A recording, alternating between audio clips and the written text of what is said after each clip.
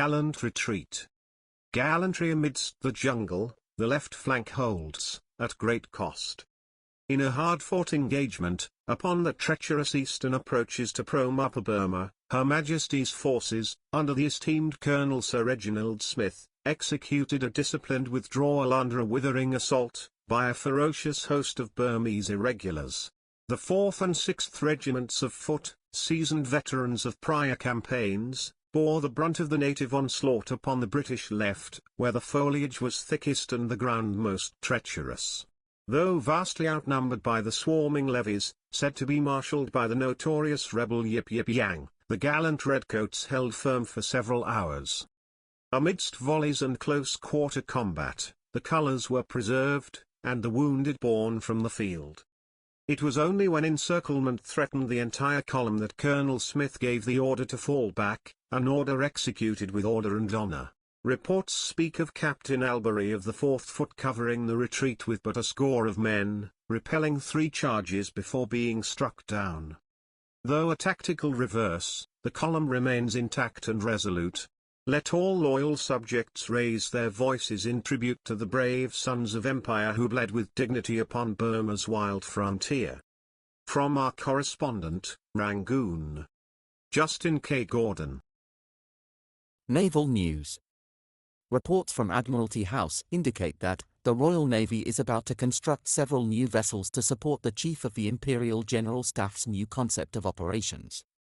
The new vessels will primarily be used as transports, supporting the 2 strategic troop concentrations that the CIGS is in the midst of organizing. Rumors indicate that 2 different designs are being considered, both non-armored and only one of the 2 armed. Ship watchers across the Empire wait with anticipation to hear more details. Agitation in Egypt. Discontent brews among old army men. Cairo, alarming reports reach us from British-occupied Egypt, where religious unrest appears to be swelling, beneath the surface of Cairo's markets and garrisoned streets. Observers now point to a cadre of veteran Egyptian officers, men formerly loyal to the disbanded Khedivial army, who are believed to be inciting protest among the populace and the devout.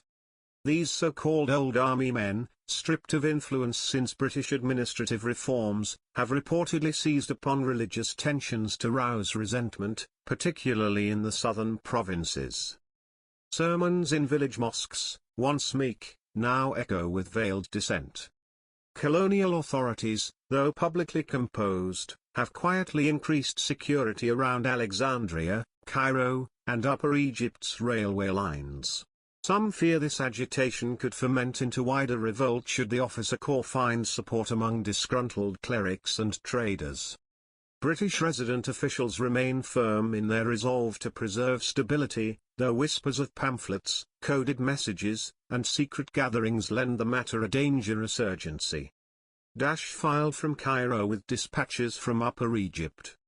Inquiry convened. Board of Inquiry convened over Army of the Horn debacle. By our Military Affairs Correspondent, London, Admiralty House. In the somber halls of Admiralty House this week, a select military board of inquiry convened to examine the regrettable conduct and outcome of the recent Abyssinian expedition, the now infamous campaign of Major General Sir Cedric Montagu's so-called Army of the Horn. The inquiry, ordered by the Chief of the Imperial General Staff and sanctioned by Her Majesty's War Cabinet, comes in the wake of what many are calling an avoidable catastrophe on the sun-scorched escarpments before Magdala, capital of the Abyssinian King Theodore.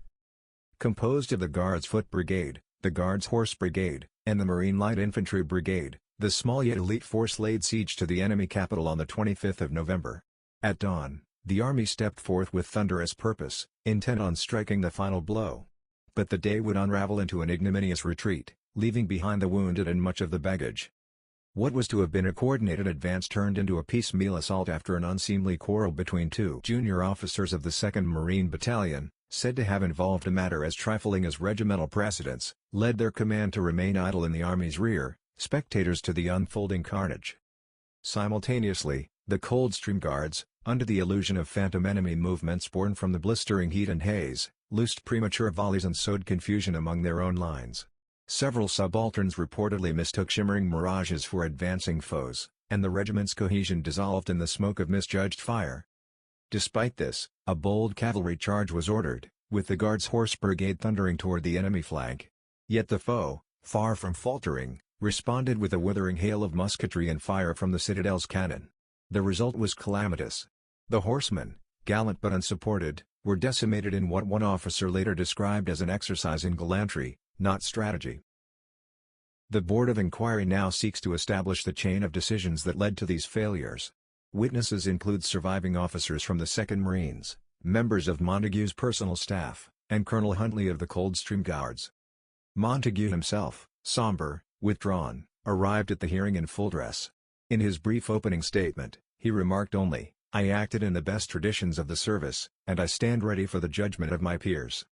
What verdict awaits the general, and the 2 impassioned Marine officers whose squabble may have cost the army its moment of triumph, remains uncertain.